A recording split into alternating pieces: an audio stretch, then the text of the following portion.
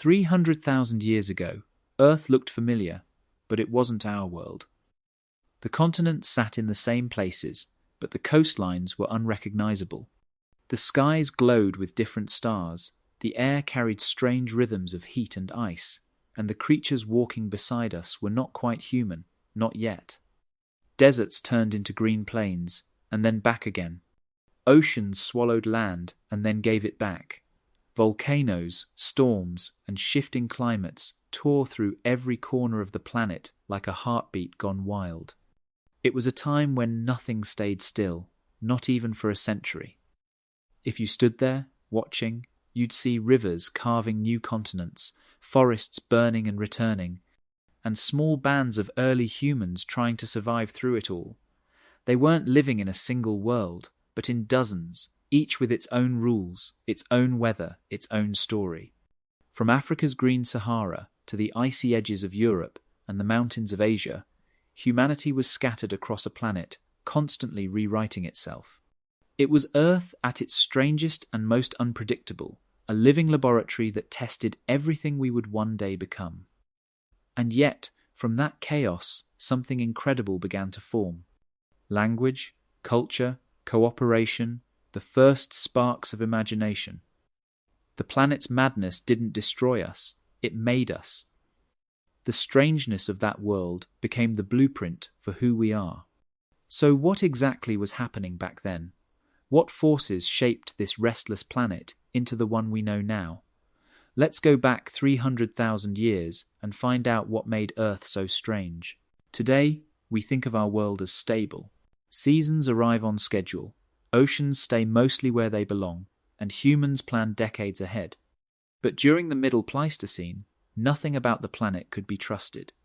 One century you could walk across what is now the English Channel. The next it was a rising sea.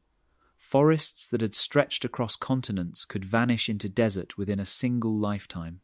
The rhythm of the earth was broken, and that instability shaped everything that lived on it, including us.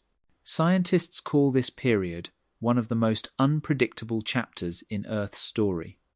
Ice sheets grew and melted like breathing lungs. Ocean currents flipped directions. Entire ecosystems appeared, thrived, and disappeared again. The planet was running on a kind of fever, swinging wildly between extremes. And even though we like to think we are far removed from those ancient cycles, the fingerprints of that chaos are still hidden in our DNA, in our behavior, in the way we respond to change. We are children of instability, forged in a time when survival meant adapting faster than the world could fall apart. Imagine standing in Africa 300,000 years ago. The sun burns through a haze of dust. The ground cracks beneath your feet. Far away, thunder rolls over what used to be grassland, but is now turning into desert. You are part of a small band of early humans, moving with the last herds, searching for water, hoping the rains will come back. You do not know that the same chaos shaping your world is sculpting glaciers thousands of miles away, reshaping the entire planet. All you know is that the world keeps changing, and you have to change with it. This was the Earth's great experiment, the rehearsal for everything that would follow. It was a time when nature was rewriting its own rules, when extinction and invention happened side by side. New species rose, old ones vanished, and in the middle of it all, humans began to emerge as something entirely new. The strange Earth of 300,000 years ago tested every living thing, and those that survived were forever changed by it. What made Earth so strange back then wasn't just the climate or the shifting continents. It was the way everything connected. Volcanoes, ice, rainfall, wind, and life itself, each reacting to the other in a constant loop of cause and effect. The planet was alive in ways we can barely imagine, pulsing with feedbacks and experiments that would ultimately shape the future. If our world seems unpredictable today, it is because we are still living in the echoes of that ancient rhythm, still hearing the faint beat of a planet that once refused to stand still. Step into the time machine. The year is 300,000 before the present, and Earth looks familiar but wrong. From orbit, you would still recognize the blue oceans and swirling white clouds, but the shapes beneath them are distorted. The Sahara isn't a desert yet, it's a patchwork of grass and shallow lakes. Europe lies under an endless cold wind, where ice sheets are beginning to crawl south. Asia's Great Plains stretch wider than ever, and sea levels have fallen so far that new continents seem to connect where oceans once divided them. You're not on a different planet, but it feels like one. The world is caught between ice ages, swinging back and forth in rhythm with something deep and cosmic. Scientists call this moment MIS 8 and MIS 7, short for marine isotope stages, the labels used to track ancient temperature cycles locked inside layers of ocean sediment and polar ice. Each stage marks a pulse of warmth or cold in Earth's climate, a rise or fall in the planet's breath. Around this time, that breath was ragged and unpredictable. Global temperatures jumped like a heartbeat out of sync. Ice sheets grew, shrank, and grew again in rapid succession. The planet was lurching between glacial and interglacial states, never able to settle. If you were standing on the ground then, you wouldn't need a scientist to tell you something strange was happening. Seasons no longer followed predictable patterns. Rainfall came late, or not at all. Rivers that had carved deep valleys ran dry, then flooded without warning. Forests turned to savannas, savannas to dust. Herds of elephants and bison migrated across entire continents, chasing climates that kept slipping away. Everything alive was in motion, everything adapting to survive a world that could not make up its mind. It wasn't just the temperature swings, the air itself was different. Carbon dioxide levels rose and fell sharply, changing how much heat the planet could trap. Dust storms swept across continents, filling the atmosphere with fine particles that dimmed the sunlight. In some regions, volcanic eruptions blanketed the land in ash, cutting off sunlight for months. Then came periods of melting, when glaciers released vast floods of cold fresh water into the oceans, disrupting currents and weather systems worldwide. The Earth of 300,000 years ago was a laboratory of chaos, constantly resetting its own climate experiments. For early humans, this meant life on the edge. Small groups of hunter-gatherers moved like shadows along the margins of habitability, following food and water wherever they could still be found. To them, the world must have felt haunted by invisible forces, as if the land itself were alive and shifting underfoot. Yet these very pressures were sculpting them into the adaptable species we would eventually become. The need to read landscapes, predict seasons, and cooperate through uncertainty became survival itself. Standing here in this ancient world, you can almost feel the pulse of the planet, slow but powerful. It's not the same rhythm we know today, but it's still there, beating beneath the ice and stone. The glacial clock is ticking, counting down to the next great swing, the next transformation. And somewhere in the middle of it all, early humans are watching the horizon, learning that the only constant their world offers is change. If you could look at a map of Earth from 300,000 years ago, you might not even recognize it. The continents are still in the same rough places, but the outlines are all wrong. The oceans have pulled back like a low tide that never came back in, exposing vast plains of land that today lie hidden beneath the waves. You could walk from Europe to Britain without getting your feet wet. The Mediterranean Sea is smaller, fringed by wide salt flats. Australia and New Guinea are one massive landmass, connected by grasslands where coral reefs now shimmer beneath the water. Across the globe, the planet's coastlines have drawn back, and what we think of as the edges of the world have shifted inward. It wasn't magic that reshaped the map. It was ice. During the cold phases of the glacial cycles, so much water froze at the poles that sea levels dropped by hundreds of feet. This meant whole continents seemed to grow larger, revealing hidden bridges between them. These exposed corridors became highways for migration. Animals and early humans moved along them, following herds and seasons, crossing lands that would later vanish beneath rising seas. Then, when the ice melted, the oceans rushed back in, drowning valleys, cutting off islands, and erasing those ancient paths. Imagine standing where the Persian Gulf is today. Back then, it wasn't a sea, but a vast green plain with rivers winding through it. Herds of gazelle grazed on open grasslands, and early humans may have camped along the riversides, unaware that their world would one day disappear beneath the ocean. The same thing happened across the world. The South China Sea was a series of valleys and hills. The Bering Strait was a frozen land bridge linking Asia and North America. Even the great African lakes grew and shrank like living creatures, swelling during wet periods and drying into salt flats when the climate turned cruel. The constant redrawing of Earth's map was more than a geological curiosity. It shaped the course of evolution and migration.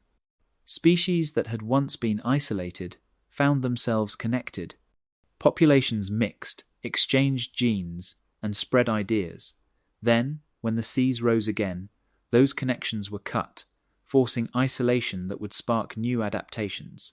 Every flood and freeze was another shuffle of the deck, a new experiment in who would survive and where.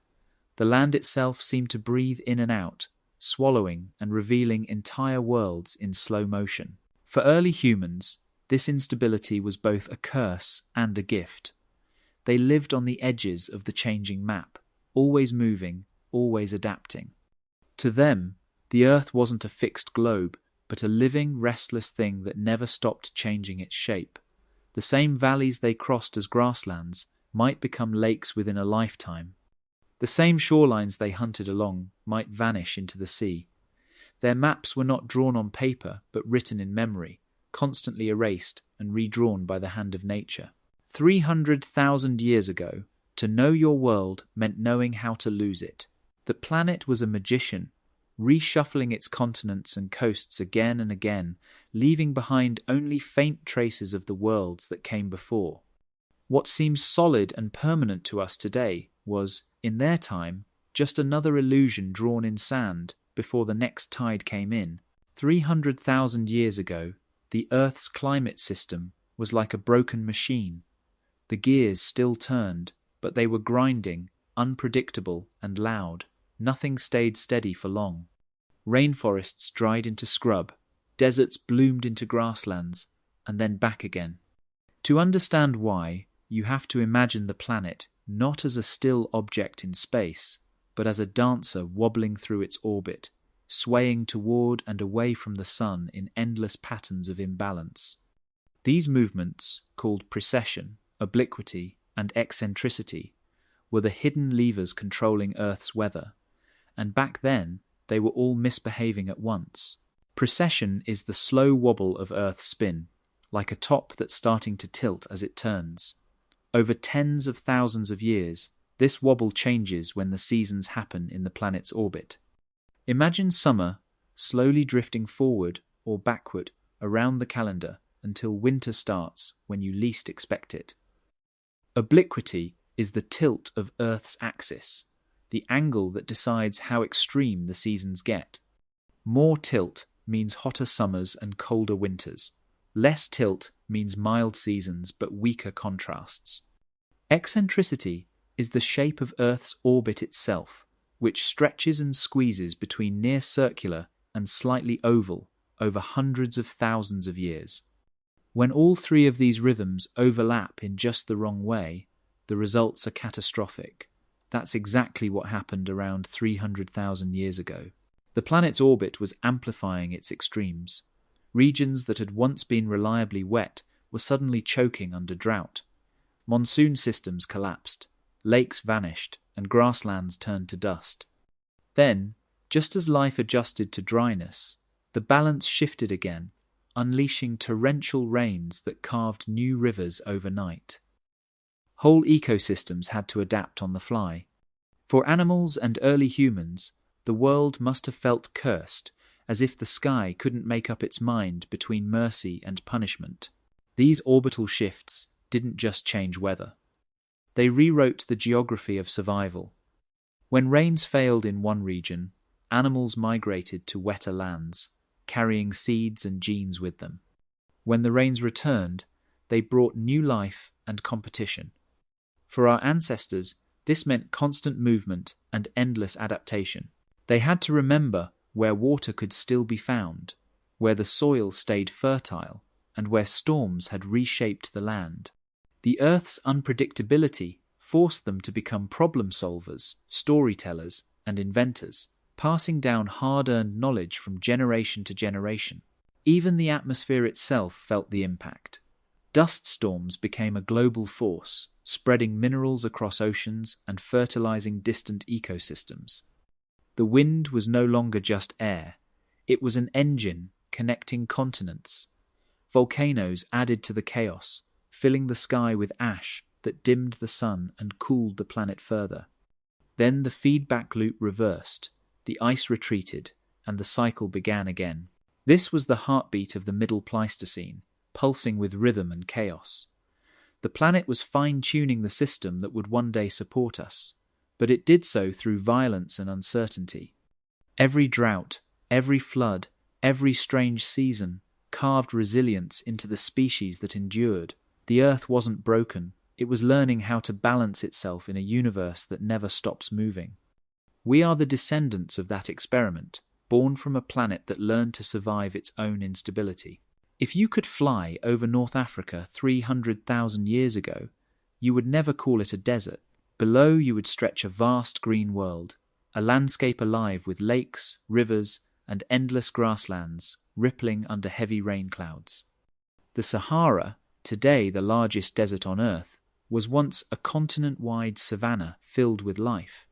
Herds of elephants and antelope moved across plains where dunes now stand silent. Crocodiles basked on the banks of great lakes, and hippos wallowed in water deep enough to swallow a modern city. It was a paradise carved out of what we now know as wasteland. But this paradise didn't last. The Sahara was never fixed. It pulsed like a living organism, breathing in water and life for a few thousand years, then exhaling them into dust and emptiness. The reason was the same climate engine that controlled the rest of the planet. Shifts in Earth's orbit changed how much sunlight hit the northern hemisphere, and that small change completely transformed the monsoon system. When the planet tilted just right, warm air from the oceans carried rain far inland, turning the desert into a garden.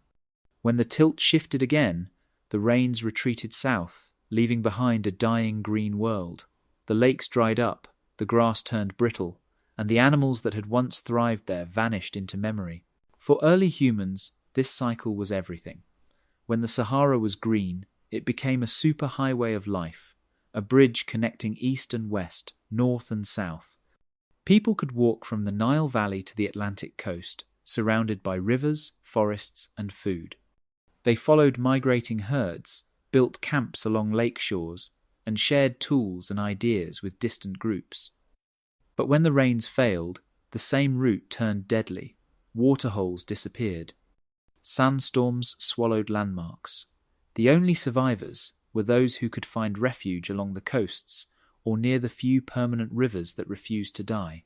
Archaeologists have found evidence of these shifting worlds, buried beneath the sand. Ancient lake beds, the size of small seas, still hide beneath layers of dust.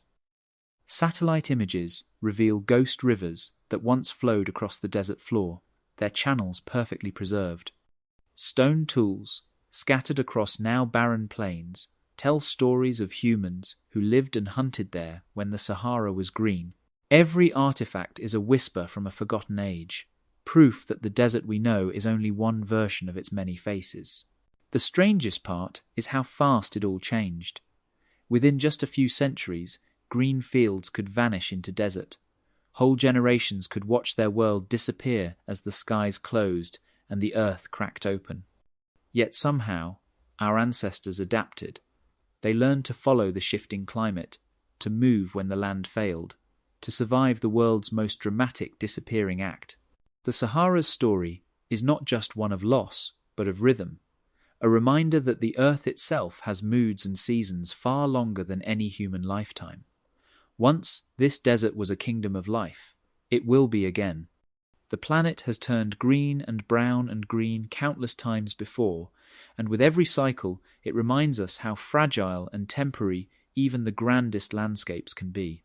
If you looked up at the night sky 300,000 years ago, you wouldn't recognize it. The stars would still shimmer like diamonds scattered across velvet, but their patterns would be strange, unfamiliar, almost unsettling. The constellations we take for granted today had not yet formed the way we know them. The North Star, our guiding light, wasn't where it should be. Even the rhythm of the seasons was out of sync, as if the heavens were spinning to a different song. The reason was precession, the slow, graceful wobble of Earth's axis that changes how the planet tilts toward the stars over tens of thousands of years. It's like the planet is drawing a tiny circle in space, shifting its aim ever so slightly. Over time, that subtle motion rewrites the entire sky. For the early humans who lived under that ancient sky, this constant transformation was part of life. They had no telescopes or written charts, but they watched everything. They saw how certain stars rose at the beginning of the rains or disappeared during long dry seasons. They used these celestial patterns as calendars, silent reminders of when to move, when to hunt, when to prepare for hard times. But every few thousand years, those patterns shifted. The same stars that once marked the start of spring now appeared months later.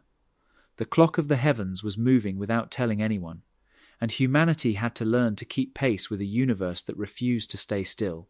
At that time, the pole star wasn't Polaris. It was a dim point in the constellation Draco, a star called Thuban. To the people of the Middle Pleistocene, it would have been their fixed point, the anchor around which the sky seemed to spin. Thousands of years later, that role would pass to Vega, and then finally to the North Star we know today.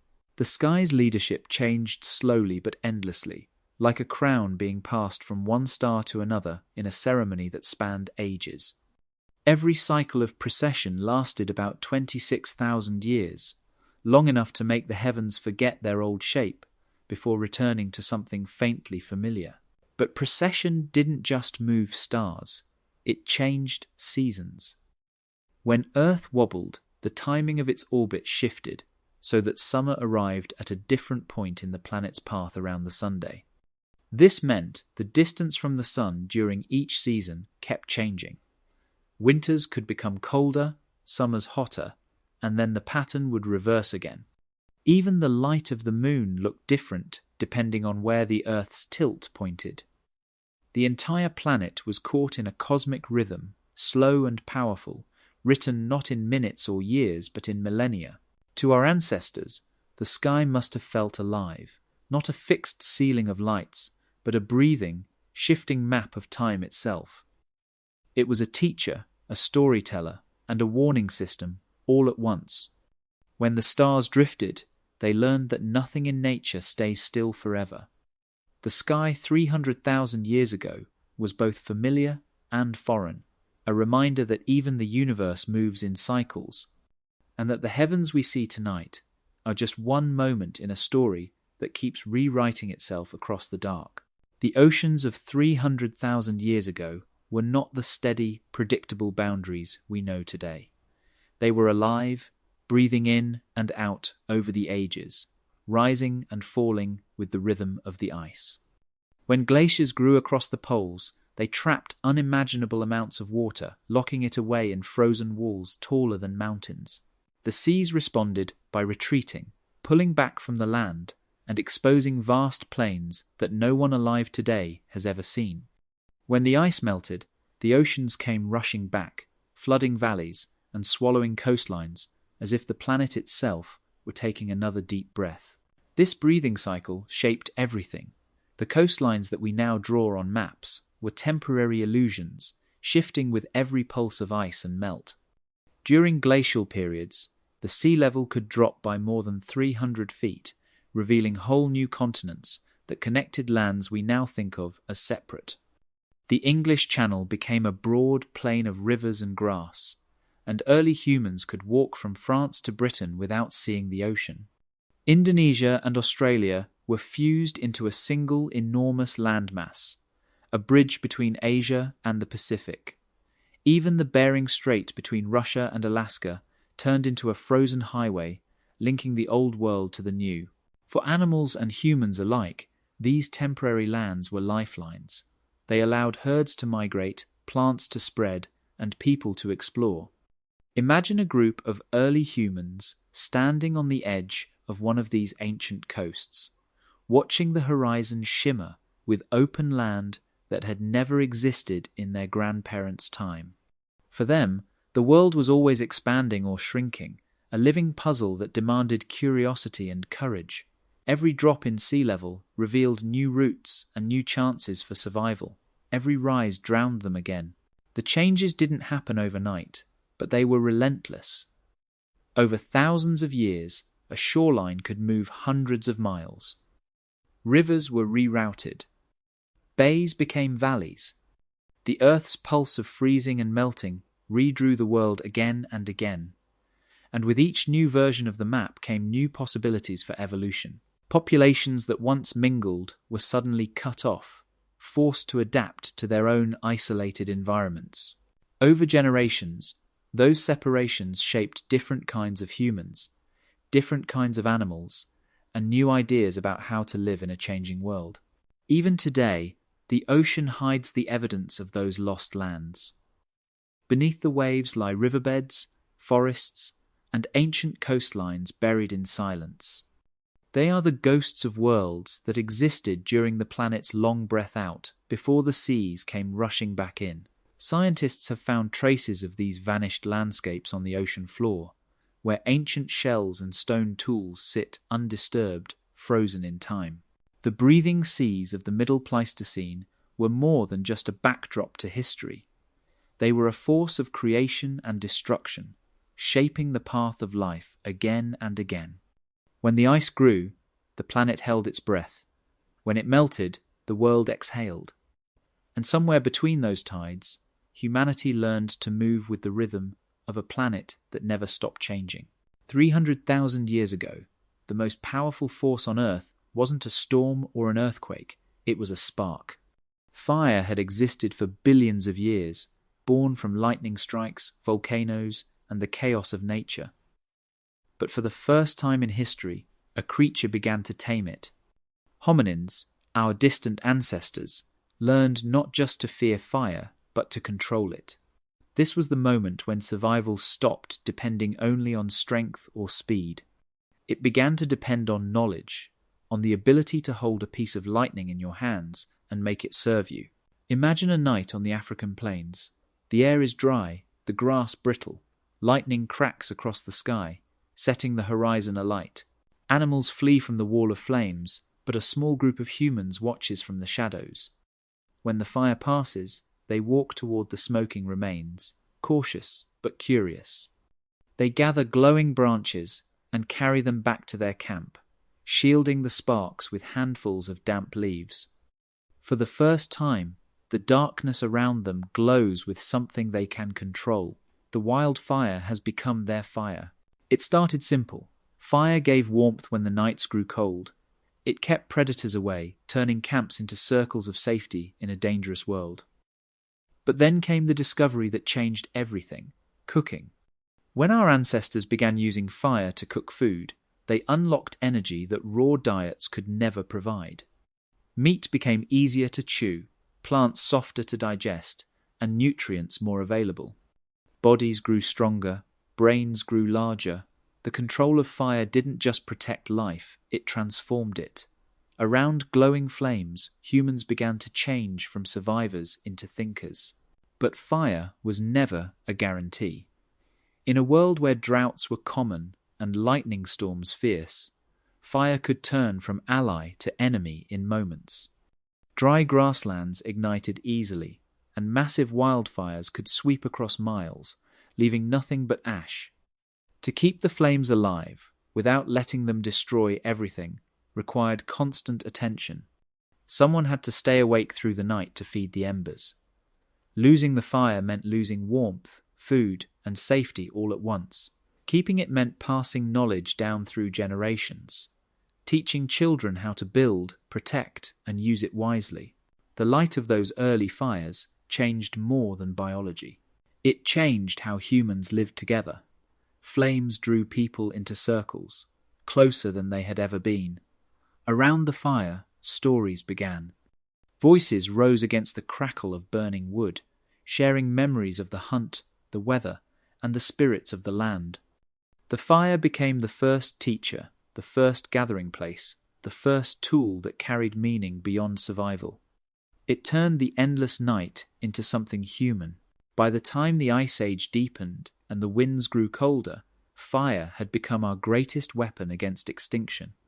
It lit the way through dark caves, hardened tools, and helped shape the landscapes we depended on. Every ember carried the memory of those who had learned to control it before us. The mastery of fire was the first true miracle of humanity, the spark that would one day ignite everything we would become. 300,000 years ago, the sound of stone striking stone echoed across the world.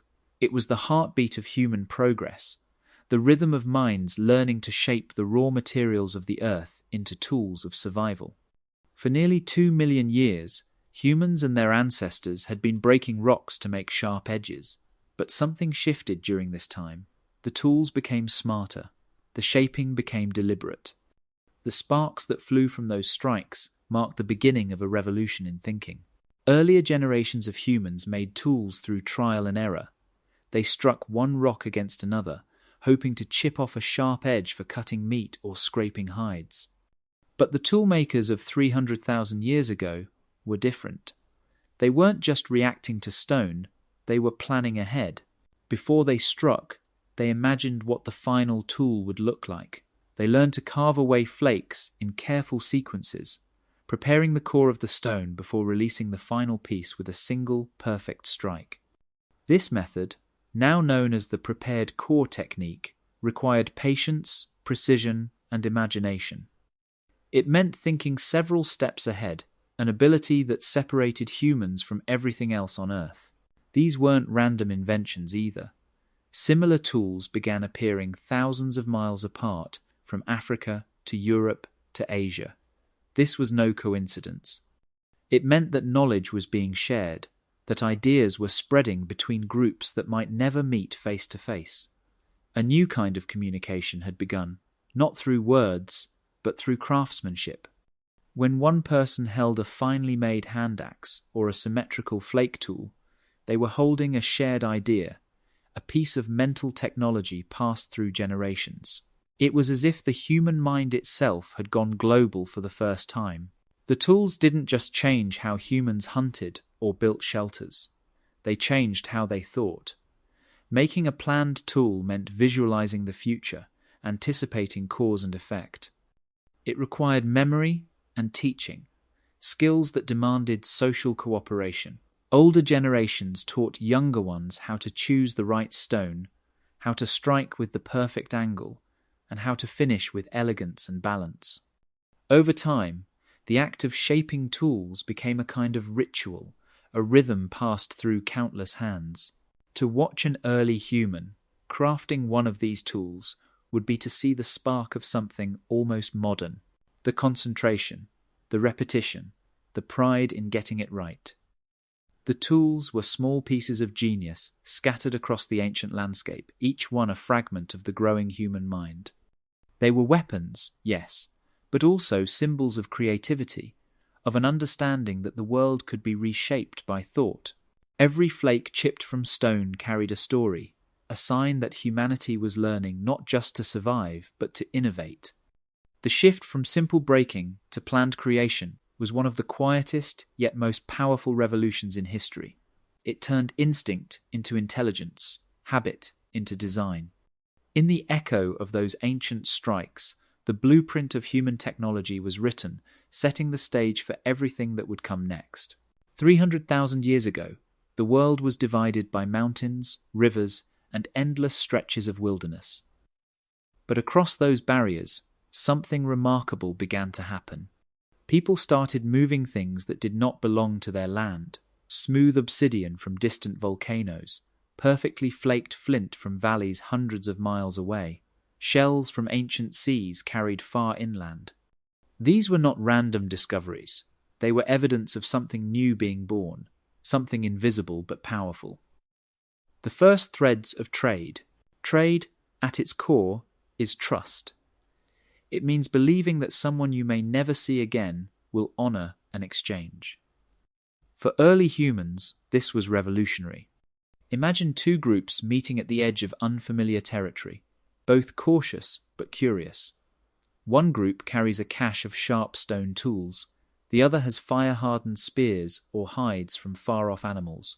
They gesture, they observe, they communicate, not through words but through intent. When the exchange is made and no one attacks, something changes forever.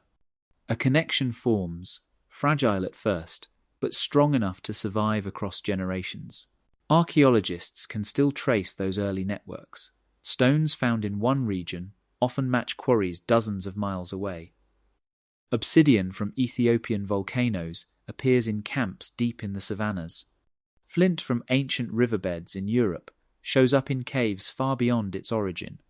These patterns reveal that humans were not isolated tribes wandering aimlessly.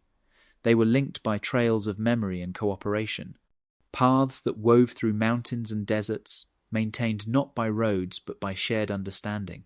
These exchanges weren't just about survival, they were about meaning. Carrying a piece of stone from a faraway place was more than practical, it was symbolic. It proved that other people existed beyond the horizon, that the world was larger than the land you could see. Trade gave humans a sense of belonging to something greater than their own group. It was the beginning of a social web, an early form of connection that laid the groundwork for culture, friendship, and even peace. To keep those connections alive required memory. People had to remember where to meet, who could be trusted, and what was worth exchanging. They passed this information through stories, gestures, and songs long before spoken language took shape. In this way, every piece of traded stone carried more than its weight. It carried knowledge, trust, and the proof that cooperation could outlast conflict.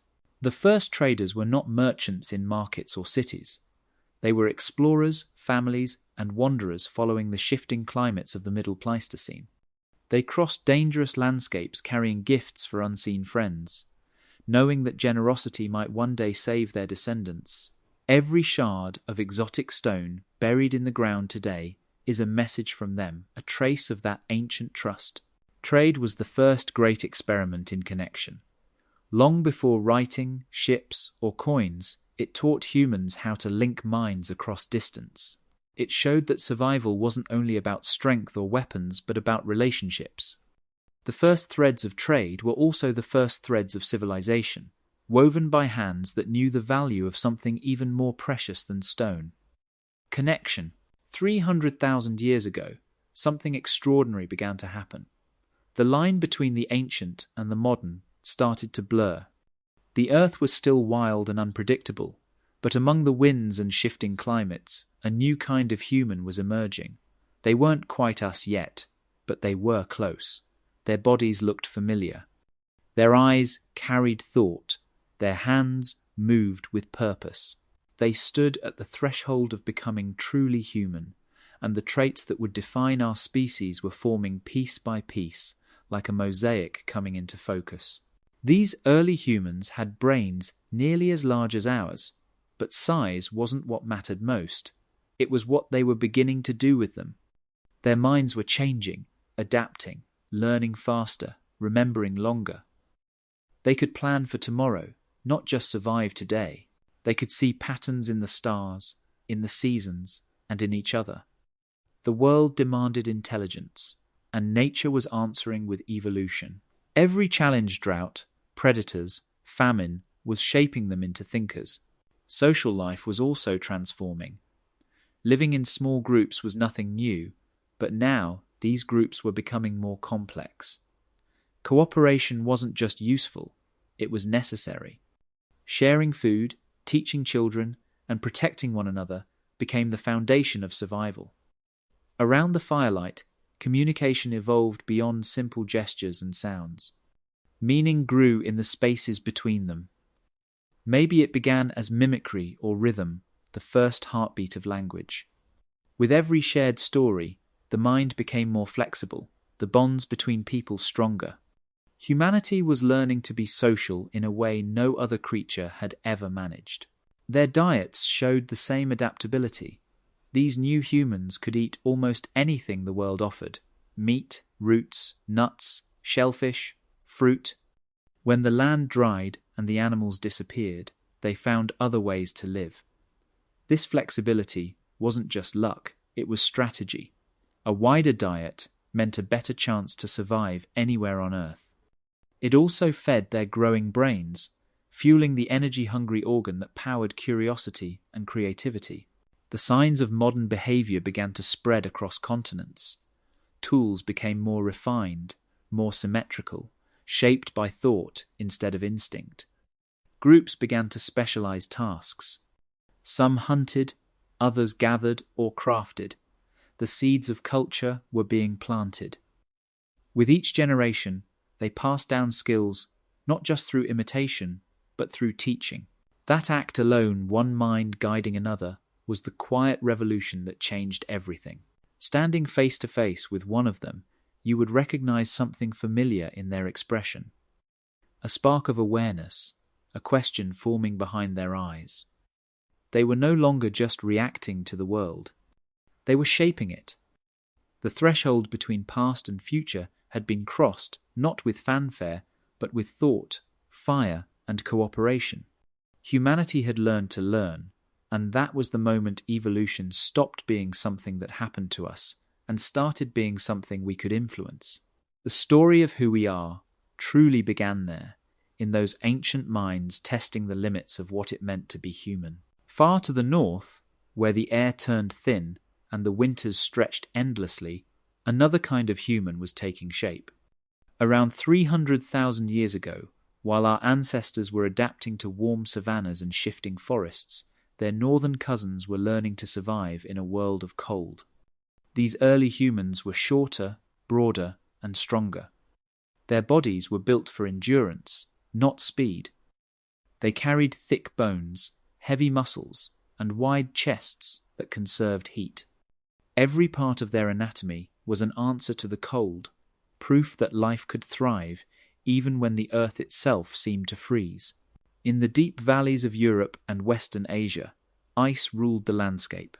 Glaciers crept down from the mountains like slow white rivers. Forests gave way to tundra, and herds of mammoths and woolly rhinoceroses roamed through snow-swept plains. For humans here, survival demanded a new way of thinking. They couldn't move constantly as their African relatives did. The cold punished travel. Instead, they built stable camps near caves or cliffs, places where they could store food, craft tools, and wait out the worst of the season. The rhythm of life shifted from wandering to endurance, from chasing the herds to predicting their movements and striking at the right moment. Hunting in this frozen world required cooperation on a level that changed human behavior forever. These northern people learned to trap large animals using strategy and teamwork. They studied migration patterns, wind direction, and the terrain itself. Their tools became specialized, shaped to cut through thick hides and frozen meat. Fires burned constantly, not only for warmth, but for survival. Clothing made from animal skins protected their bodies, and shelters lined with fur or moss held back the bitter wind. In this world, every invention meant life. But these humans were not just survivors, they were innovators. Their environment forced them to adapt faster, to observe, to think ahead. Evidence from fossils shows that their brains were as large, and sometimes larger, than ours. They were capable of memory, planning, and maybe even imagination. When the sun disappeared behind endless grey skies, they gathered around fires, perhaps sharing lessons from the hunt or passing down knowledge about the land. The cold shaped not only their bodies, but their minds, refining their intelligence through hardship. If you could meet them, you would see strength in their eyes, but also familiarity. They were our relatives, part of the same story written in different climates. The people of the north faced an earth that demanded resilience. Their cultures grew around that challenge. They became masters of cold, the keepers of warmth and fire in a frozen world. When the ice advanced and others fled south, they stayed, adapting once again. They were proof that humanity could evolve not in comfort, but in struggle. The Neanderthals, as they would one day be called, were not failures of evolution. They were its masterpieces, the embodiment of what it meant to endure. While our ancestors were learning to expand across continents, theirs were learning to master the cold. Both paths were vital, both carved by the same relentless force of survival. In the frozen silence of the North, these humans built the first true partnership between mind, body, and environment. They were not just our neighbours, they were the mirror that showed us what we were capable of becoming. Across the vastness of ancient Asia, far from the cold valleys of Europe and the grasslands of Africa, another branch of humanity was taking shape. Around 300,000 years ago, this part of the world was a labyrinth of extremes. Towering mountain ranges sliced the sky, deserts stretched for days with no end, and island chains scattered like stepping stones across the sea. It was here, in this maze of isolation and movement, that entire populations of humans lived, evolved, and disappeared, leaving only whispers of their existence behind. These are the ghosts of the East, the forgotten cousins whose traces remain written in our DNA. Asia was not one world, but many. In the north, the winters were brutal, the land carved by frozen rivers and wind-swept plains. In the south, dense forests breathed thick air, filled with humidity and life. Some humans learned to thrive on the high plateaus, where the air was thin and the ground cold year-round. Others wandered along the coastlines and islands, building lives around fishing and gathering. The result was a patchwork of human stories, some connected by travel and trade, others cut off for thousands of years by mountains, oceans, and distance. This separation created diversity. In some regions, populations mixed, exchanging ideas and genes whenever paths crossed. In others, they remained isolated long enough for their bodies and behaviors to drift apart. Over time, these invisible differences became entire lineages. One group of these humans, the Denisovans, would remain hidden for nearly all of human history until their discovery in a Siberian cave. From a single fragment of bone and a few teeth, scientists uncovered the DNA of a vanished people. That genetic code revealed something astonishing. The Denisovans had spread across much of Asia, interbreeding with humans from other groups and leaving traces that still exist today in the people of Tibet, Southeast Asia, and the Pacific. The same genes that help modern Tibetans survive the low oxygen of high altitudes came from these ancient ancestors. Their legacy is literally carried in the blood of millions. They were masters of their landscapes, adapting to challenges no other human population had faced before. Where others saw danger and emptiness, they found home. Their isolation did not weaken them, it made them specialized. But not all of them survived. As climates shifted and populations moved, many of these ancient groups vanished, their lands swallowed by ice, jungle, or sea. Yet their story did not end. Every person alive today, in Asia and Oceania, carries a faint genetic echo of them. They are the proof that humanity was never a single straight line of progress, but a web of lives overlapping, blending, and disappearing. If you could stand in ancient Asia and look around, you would see dozens of different human groups living side by side with their own ways of speaking, hunting, and thinking. Some would look familiar, others less so. They were not strangers to us, just earlier versions of what we could be. The ghosts of the East may have faded from history, but their legacy never left. It travels quietly within us, a reminder that every person alive today carries more ancestors than they will ever know. 300,000 years ago, Earth was ruled by giants. Every continent pulsed with the footsteps of massive creatures that would seem unreal today. Mammoths and mastodons marched across icy plains, towering twice the height of any man. giant bison, with horns wider than a human, was tall grazed through open grasslands. Saber-toothed cats and enormous lions prowled the shadows, while cave bears the size of cars slept in the cold dark. Crocodiles the length of small boats lurked in ancient rivers, and herds of enormous ground sloths moved slowly through prehistoric forests. To live in this world was to live among monsters. For the humans of that time, survival meant more than strength. It meant outthinking the giants. Our ancestors were small compared to the beasts around them, slower than predators and weaker than prey. But they had something no other creature possessed: intelligence. They learned to read the land, to track animals, and to use tools as weapons. They didn't chase the megafauna, they studied them. They learned patience. They learned teamwork. In a world where a single mistake could mean death, planning was everything. A mammoth was not just food, it was a strategy. At first, humans were scavengers. They watched predators take down prey and moved in after the fight was over.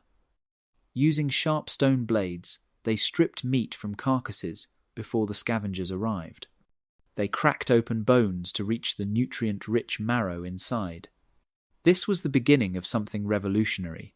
Every hunt, every encounter with danger, taught them new lessons. They learned how to follow migration routes, how to predict where herds would cross rivers, and how to set traps using the terrain. The first coordinated hunts began not out of greed, but out of necessity. Alone, a human was fragile. Together, they were unstoppable. The hunts were brutal but calculated. Groups worked together in silence, signaling with gestures and glances. They drove animals toward cliffs, swamps, or traps, using fear as a weapon. A well-executed hunt could feed a community for weeks, giving them time to rest, heal, and teach. The success of these hunts built more than full stomachs. It built trust. It forged social bonds that would one day evolve into language, cooperation, and shared culture. But living among the megafauna also meant living among predators that saw humans as competition. Saber-toothed cats, dire wolves, and giant hyenas would have followed them, waiting for mistakes. Fire became both weapon and shield, keeping danger at a distance. Even the sound of crackling flames in the night became a promise of safety. The balance between fear and control defined their lives. Eventually, humans learned to turn the world's giants to their advantage. They followed them for warmth, for migration clues, and even for opportunities to reuse their remains. Bones became tools. Hides became shelter. Tusks became symbols. Every encounter with these massive creatures shaped who we became. In the shadow of the megafauna, humans evolved the ability to plan, to cooperate, and to imagine outcomes before they happened. The giants ruled the land, but the thinkers ruled the future. 300,000 years ago, rivers were the lifelines of the world. They weren't just streams of water winding through valleys. They were highways of life, carving their way across continents and connecting everything that lived. Where the rivers flowed, the world was alive. Forests grew thick along their edges. Animals gathered to drink, and early humans followed their courses like veins of hope through an unpredictable planet. But when the rain stopped and the rivers ran dry, everything fell apart. The same paths that once brought connection turned into barriers of dust and silence. To our ancestors, water was more than survival. It was direction. Rivers showed them where to go and when to move. They were natural maps long before maps existed. During wet seasons, when rainfall was heavy and floods filled the basins, entire regions came to life. Plants sprouted overnight, and fish filled the shallows. Herds followed the greenery, and people followed the herds. Camps grew near the water's edge, and communities formed, sometimes lasting for generations before the climate shifted again. The rhythm of the river became the rhythm of life. But rivers were not constant. The same currents that nourished the land could vanish without warning. The Earth's changing orbit and climate shifted rainfall patterns year by year.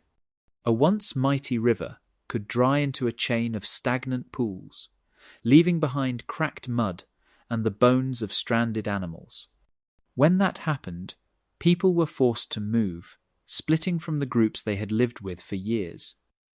Families went separate ways, searching for new water, new shelter, new beginnings. These migrations scattered humans across the continents, carrying their genes, tools, and stories with them. The flow of water shaped the flow of evolution. Rivers didn't just feed life, they created meeting places. When different groups followed the same watercourses, they met, traded, and shared ideas. Knowledge of tool-making, firekeeping, and hunting passed from one group to another like seeds carried by the current. The great rivers of Africa, Asia, and Europe became invisible threads weaving humanity together. Yet, when drought returned, those threads snapped, leaving isolated pockets of people forced to adapt on their own. This cycle of connection and isolation drove innovation and diversity, ensuring that no two populations developed exactly the same way. Standing by a river 300,000 years ago, you would have seen more than water. You would have seen reflection, the mirror of the sky, the glow of firelight at night, the footprints of animals and humans overlapping in the wet sand. You would have seen the pulse of the earth itself. For early humans, the river was a teacher. It taught patience, movement, and memory. It showed them that life flows in patterns, that nothing stays still for long. Every great civilization that would one day rise on this planet would owe its existence to rivers like these. The Nile, the Indus, the Yangtze, the Tigris, all future echoes of this ancient rhythm. Long before cities or empires, rivers taught humanity how to live together, how to adapt, and how to start again when the waters faded. The rivers of the past were not just paths through the land. They were the first superhighways of the human story, carrying life wherever they ran. 300,000 years ago, before writing, before villages, before anyone ever carved words into stone, humanity's greatest tool wasn't a spear or a fire. It was memory. The world was wild, unpredictable, and often cruel, but knowledge could make the difference between survival and extinction. Knowing where the last stream still trickled in a dry season, which roots were safe to eat, or when the herds would cross a valley again, could save a life. That knowledge wasn't stored in books. It lived in people, passed from mouth to mouth, heart to heart, through stories and songs that carried truth hidden inside rhythm and repetition. Every group had its keepers of memory, the elders, the storytellers, the ones who remembered the shape of the land and the signs written in the sky. They could read the tilt of the sun, the direction of the wind, the way certain trees grew near hidden water. They taught the young not by lecturing, but by living. Lessons were woven into stories told by the fire, in the rise and fall of their voices, in the rhythm of footsteps across ancient trails. Each story was a map, each song a warning. Forgetting was dangerous. Remembering was medicine. The knowledge wasn't just practical, it was emotional. Humans began to realize that memory could also carry meaning beyond survival. They remembered who they had lost, where they had come from, and what had happened when they made certain choices. Memory became the thread that connected generations. A child could learn how to make fire from someone who had once learned it from their grandparent, who had learned it from someone centuries before. Through memory, time itself became a tool. The past wasn't gone, it was alive, guiding the present. Even plants and animals were remembered through stories. Some were friends, others dangerous. People knew which berries healed sickness and which ones brought pain. They remembered which tree bark stopped fever, which leaves soothed a wound, and which roots must be boiled before eating. These bits of knowledge were treasures carried in the mind, traded across generations like rare stones. When a group met strangers, they didn't just exchange food or tools, they exchanged wisdom. There is a spring beyond that ridge, one might say. The fruit that grows near the red soil will make you sick unless you soak it in water. In a world with no maps, information itself was a form of currency. The fire was their classroom, and the night their blackboard. Every spark that flew upward was like a thought shared and released into the dark. The young listened because their lives depended on it. Over time, memory built civilizations long before any walls or temples existed. It carried humanity across deserts, through ice ages, and into new worlds. This was the medicine of memory, the cure for ignorance, the shield against chaos. It didn't come from magic or technology, but from attention, observation, and care. The ability to remember, to teach, to learn, and to pass on what mattered most became the secret ingredient of survival. Memory made humans more than animals.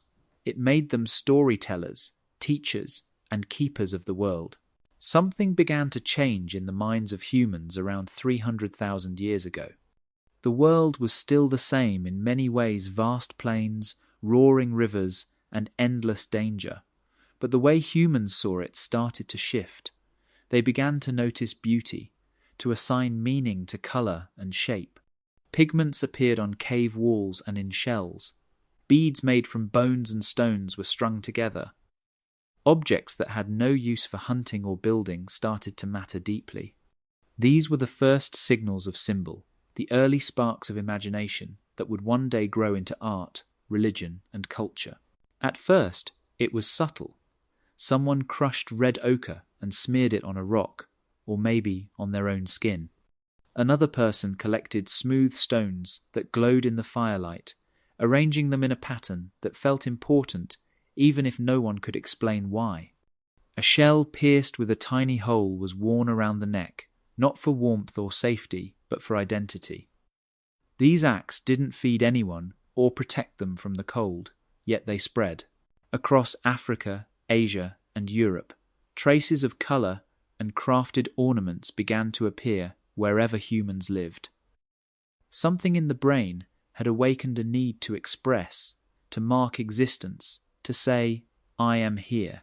These small gestures were the first language of art. They hinted at thought beyond survival. Red pigment symbolized blood, life, and danger. White ashes might have represented death or renewal. The choice of colors and materials carried emotional weight, even if no one had yet invented words to describe it. The moment a person decorated their body or object, they stepped into a world of ideas, a world where meaning could be shared through sight and feeling. It was around the fire, under the night sky, that these symbols began to take root in human culture. A mark on a stone could remind someone of an ancestor. A bead could identify who belonged to which group. Patterns became memory. Memory became ritual, and ritual became identity. These symbols were more than decoration. They were communication, a way of saying things too deep for sound. Through this, culture began to accumulate. Once someone created a pattern, others copied and expanded on it. Ideas didn't just survive, they grew. Every generation added something new, a color, a shape, a style. The human mind had discovered feedback, the ability to build upon what came before. The first bracelet or ochre mark was the foundation for every painting, song, and story that would follow. These early symbols were the seeds of spirituality.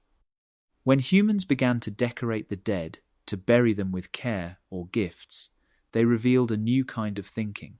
The recognition of something beyond life. The symbols on stone and skin became the first bridges between the seen and the unseen. In the glow of firelight, the hands that once shaped tools now shaped meaning. With pigment and imagination, humans began to leave traces of themselves that would outlast them. Those marks were more than art. They were the beginning of humanity, recognizing its own mind. 300,000 years ago, eating was an adventure. Every meal was a question of creativity, luck, and nerve. The world didn't hand out food easily. Droughts came without warning, animals migrated unpredictably, and entire regions could change from lush to barren within a generation. The humans of this time survived not by specializing, but by experimenting. They became the ultimate opportunists, willing to eat anything that gave them energy. Shellfish, roots, insects, marrow, berries, nothing was off limits. This was dietary gymnastics, and it changed the course of human evolution forever. Early humans learned to see the world as one enormous pantry. On the coasts, they cracked open shellfish with stones, discovering that the sea could feed them when the land failed. Inland, they dug for tubers and roots hidden beneath the soil, storing calories when fruits were gone. In dry savannas, they scavenged from carcasses left by lions, breaking open bones to reach the rich, fatty marrow inside. In forests, they followed insects, collecting termites, beetle larvae, and honey. Each new food source demanded different tools, different techniques, and new kinds of thinking. The reward for this flexible diet wasn't just survival, it was transformation. The nutrients unlocked by cooking meat and plants provided the fuel needed for bigger brains. A brain is a hungry organ, consuming more energy than any other part of the body. To grow smarter, humans needed to eat smarter. Cooking softened foods, released hidden nutrients, and allowed energy to be absorbed faster.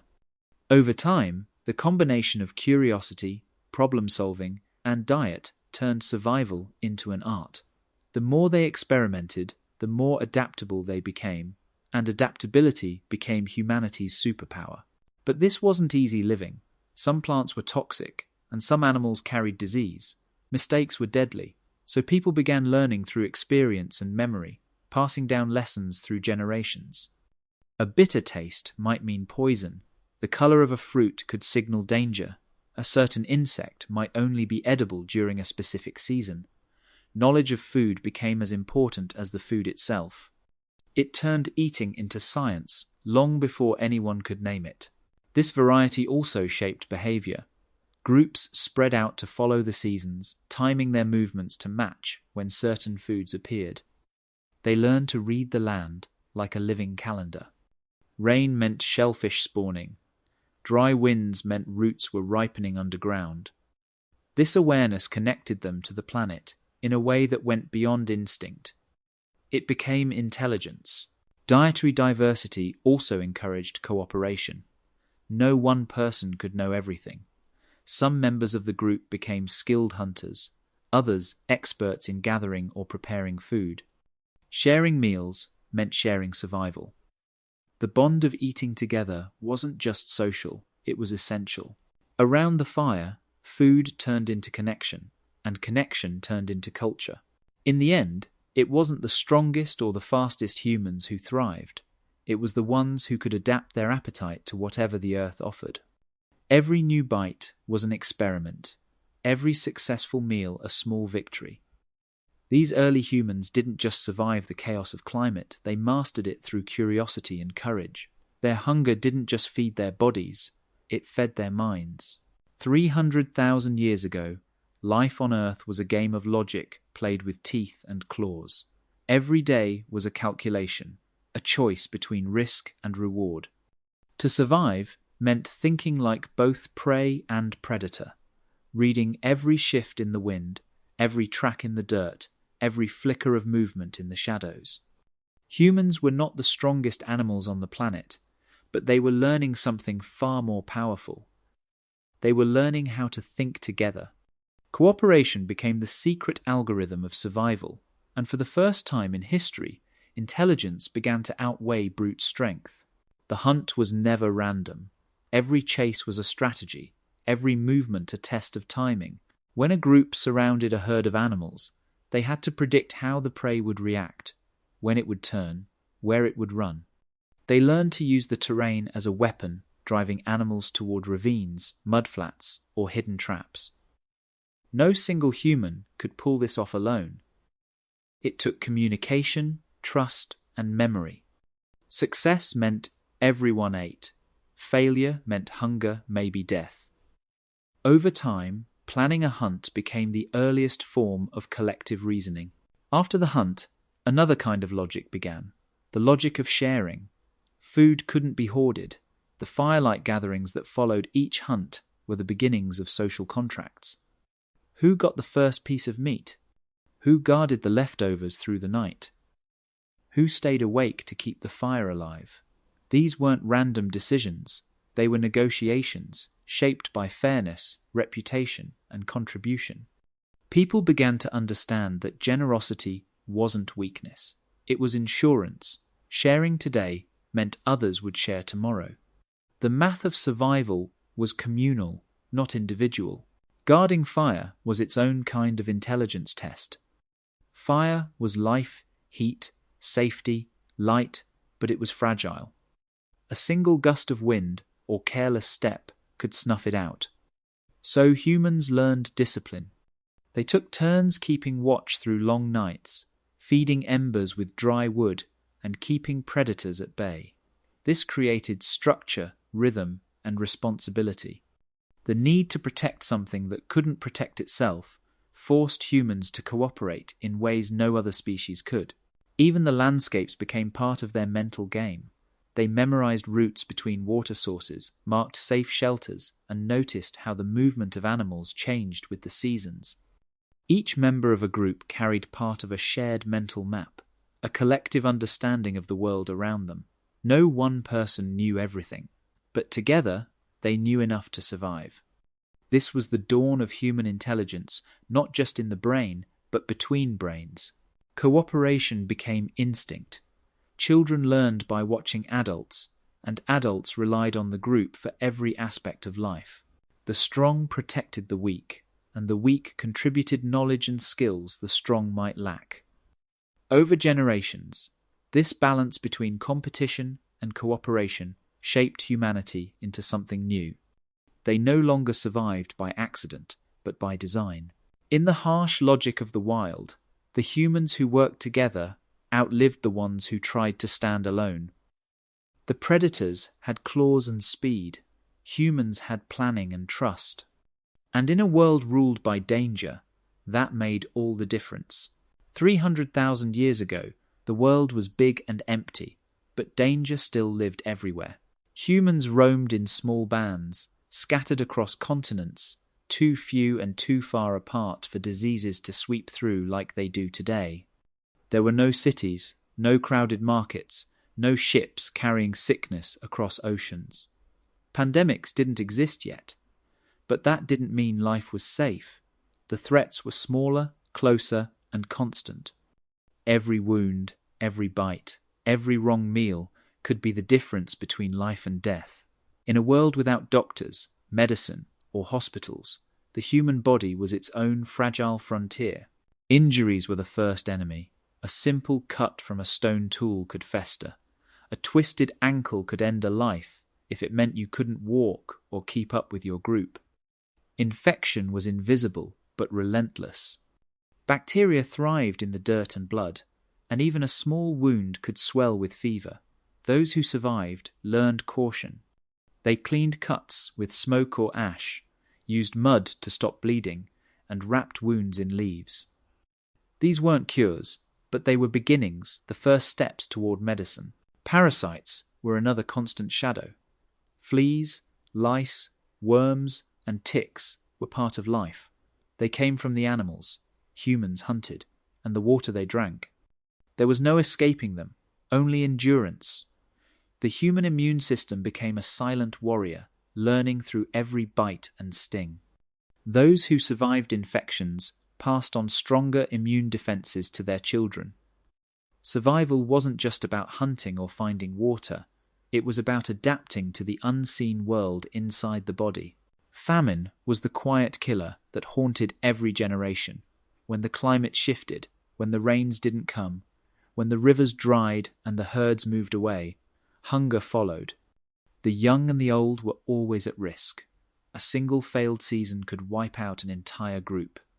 Humans learned to hoard when times were good, to dry food, smoke meat, and dig up buried roots. Every trick was a kind of insurance against the hunger that would eventually return. Even without global disease, isolation carried its own risks. If someone got sick, there was no outside help, no neighbouring village with a healer or supplies. A fever could sweep through a small group and leave none alive to tell the story. Death was familiar, but not meaningless. Humans began to recognize patterns, the foods that made people ill, the insects that spread sickness, the waters that looked clean but killed. Knowledge became the only defense, and sharing it became essential. Life in this smaller world was a balance between resilience and fragility. The same isolation that protected humans from pandemics also trapped them with their problems. But each generation grew tougher, more observant, more cautious. The immune systems they built in those years would shape the health of all future humans. In that ancient world, every illness taught a lesson. Every injury carried wisdom. Humanity's first medicine wasn't made of herbs or magic. It was made of memory, endurance, and the unshakable will to keep going, no matter how many times the body broke. 300,000 years ago, there wasn't one human world. There were dozens. Each landscape told its own story. Each population played its own role. From the icy valleys of Europe to the humid forests of Southeast Asia, from the high plateaus of Tibet to the river deltas of Africa, the planet was a patchwork of environments and ways of life. There was no single version of what it meant to be human. Instead, there were many, each shaped by the land beneath their feet and the sky above their heads. In Africa, life followed the pulse of the rain. Vast grasslands stretched to the horizon, dotted with acacia trees and herds of animals that migrated with the seasons. Here, humans learned to walk long distances, to chase and track, to move with the rhythm of the earth. They developed lean, strong bodies built for endurance, and eyes trained to read movement across open plains. Firelight flickered beneath starry skies as these people told stories about the rains, the animals, and the patterns of the wind. Far to the north, their cousins lived in a different world. The air was colder, the nights longer. Forests and tundra replaced savannas, and hunting meant facing giant beasts, woolly mammoths, bison, and reindeer. These humans built shelters from bone and hide, wrapped themselves in furs, and learned to store fat to survive the freeze. Their tools were heavier, their fires brighter, their patience greater. Life was slower but sharper, measured in breaths of steam against the cold air. In Asia, human life branched into countless forms. Along the coasts, people gathered shellfish and crabs, building camps where the tides met the land. Inland, others scaled mountains, learning to breathe thinner air and hunt nimble mountain goats. On the islands, humans built rafts and crossed short stretches of sea, bringing fire and tools to new lands. Each group carried the same ancient intelligence, but expressed it differently, molded by their surroundings. These worlds occasionally touched. Rivers, valleys, and shifting climates opened doors between them. When people from different environments met, they exchanged more than food or stone. They shared knowledge, skills, and genes. The boundaries between groups blurred, and evolution became a global conversation written in bone and blood. Sometimes, these encounters led to cooperation. Other times, they ended in competition. But every meeting pushed humanity forward, mixing ideas and traits across continents. It was a world of constant motion. Populations rose and fell, sometimes vanishing completely, leaving behind only a handful of tools or a fossilized footprint. Others thrived and spread, adapting again and again as climates changed.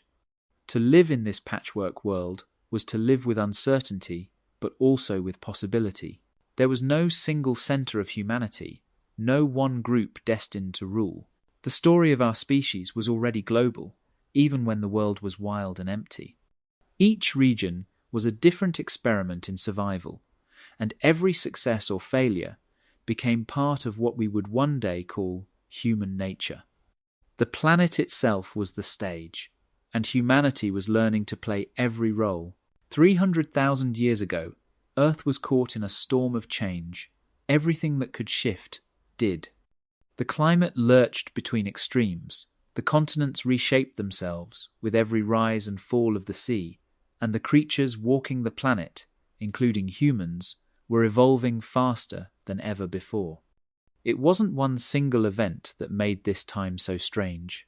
It was the convergence, the collision of everything happening at once. Nature, evolution, and culture were tangled together in a moment of chaos that would redefine what it meant to be human. The climate was the first and most unpredictable player. Ice ages came and went like tides, carving the land and rewriting ecosystems. In one generation, a valley might bloom with rivers and forests. In the next, it could turn to dust and wind. Rain patterns shifted so dramatically that entire populations were forced to move, leaving behind the bones of those who couldn't adapt. This instability didn't just change the environment, it changed the mind. Humans learned to expect change, to prepare for it, and to make decisions faster than any species before them. Survival became a test of flexibility, not strength. The map of the world was also in motion. Sea levels rose and fell hundreds of feet, exposing new land bridges and swallowing others. Rivers carved new paths, deserts came and went, and mountains split weather systems in unpredictable ways. The result was a planet that never sat still. Populations that had once been isolated suddenly met and mixed. Others found themselves cut off for generations. These cycles of contact and separation built a world of contrasts, different cultures, different technologies, and different ways of thinking, all developing side by side. Meanwhile, humanity itself was diversifying. There wasn't just one kind of human walking the earth. There were several Neanderthals in the north, Denisovans in the east, early Homo sapiens in Africa, and other lineages still being discovered. They looked different, spoke differently, and lived differently, but they were connected by shared ancestry and curiosity. Sometimes they fought, sometimes they traded or even interbred. Every encounter was an experiment in what humanity could become. And through all of this, culture was evolving at breakneck speed. People were learning to use fire better, to shape tools more precisely, to decorate their bodies and objects. Knowledge wasn't staying still anymore. It was spreading, building, mutating. A single spark of innovation could leap from one group to another, carried by a meeting on a riverbank or a trade of stone and memory. It must have felt like living inside a storm that never ended. The Earth's heartbeat was irregular, the skies unpredictable, the rules of life rewritten every few generations. But in that chaos, humans discovered what made them extraordinary. They learned not just to survive change, but to use it. The strangeness of this era was not a flaw in nature, it was a forge. From the collision of shifting climates, wandering continents, and restless minds, something entirely new was being born. The modern world had begun to take shape. Every human alive today carries within them an ancient echo, a faint memory written in blood, bone, and thought. 300,000 years ago, our ancestors lived through a world of extremes, a time when survival meant adapting faster than the planet could change. The challenges of that age didn't just shape their bodies, they rewired their minds. The instincts that helped them endure the craving for stories, the creativity behind tools, the drive to cooperate still live inside us.